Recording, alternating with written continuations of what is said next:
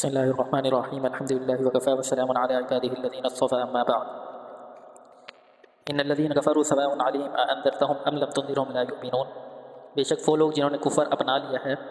ان کے حق میں دونوں باتیں برابر ہیں، چاہے آپ ان کو ڈرائیں یا نہ ڈرائیں، وہ ایمان نہیں لائیں گے۔ یہاں سے اللہ تبارک و تعالیٰ ان لوگوں کا ذکر کر رہے ہیں جو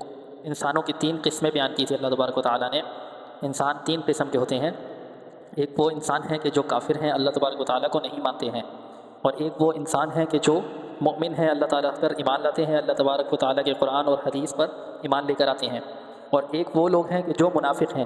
یعنی کفار کے پاس جاتے ہیں تو کہتے ہیں کہ ہم تمہارے ساتھ ہیں، اور مؤمنین کے پاس آتے ہیں تو کہتے ہیں کہ ہم تمہارے ساتھ ہیں۔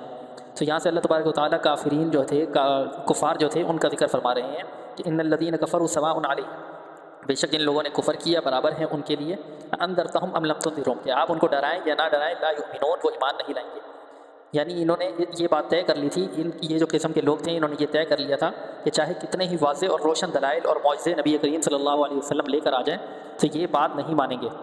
یہ اس چیز پر اڑ چکے تھے، ضد میں آ گئے تھے کہ ہم چاہے کسی بھی قسم کا کوئی معجزہ آ جائے تو ہم اس کو تسلیم نہیں کریں گے، چاہے جس قسم کے دلائل آ جائیں اور بات اچھی طرح واضح ہو جائے، لیکن اس کے باوجود ہم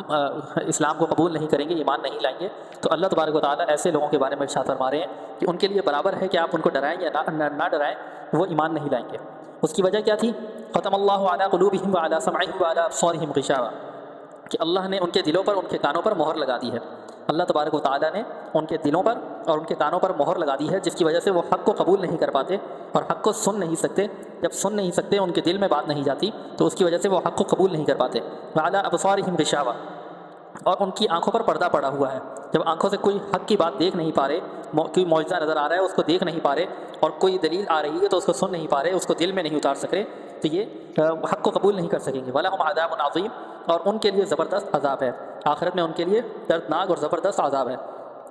یہ اللہ تبارک و تعالیٰ نے جو مہر لگائی تھی، اس کی وجہ یہ تھی کہ ان کی جو ضد تھی اور ہٹ دھرمی تھی، یہ چیز اس کی وجہ سے اللہ تبارک و تعالیٰ نے ان کے دلوں پر مہر لگا دی تھی۔ اس سے بھی یہ بات پتہ چلتی ہے کہ ضد اور ہٹ دھرمی بڑی خطرناک چیز ہے۔ اگر کوئی شخص ناواقفیت یا غفلت وغیرہ کی وجہ سے کسی غلطی کا ارتکاب کرے تو اس کی اصلاح کی امید ہو سکتی ہے، لیکن اگر کوئی شخص غلطی پہ اڑ جائے اور تہیہ کر لے کہ کسی بھی حالت میں بات نہیں ماننی، تو اس کی ضد، اس کا آخری انجام یہی ہوتا ہے کہ اللہ تبارک و تعالیٰ ختم اللہ علی قلوبہم، اللہ تبارک و تعالیٰ اس کے دل پر مہر لگا دیتے ہیں، اس کے کانوں پر، اس کی آنکھوں کے سامنے پردہ آ جاتا ہے، جس کی وجہ سے وہ حق بات کو قبول نہیں کر پاتا۔